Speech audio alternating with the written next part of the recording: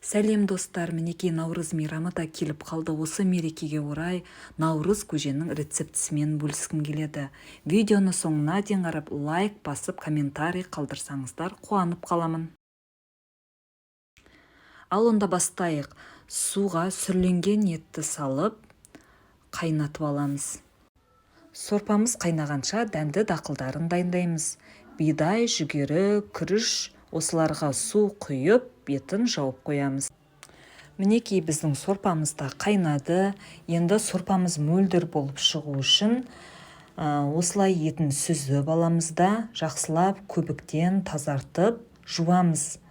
Жуғаннан кейін оны қайтадан екінші рет салқын суға салып қайнатып аламыз. Осылай екінші рет қайнағаннан кейін сорпаңыз мөлдір, көбіксіз болып шығады. Менен сіздерге лайфхак.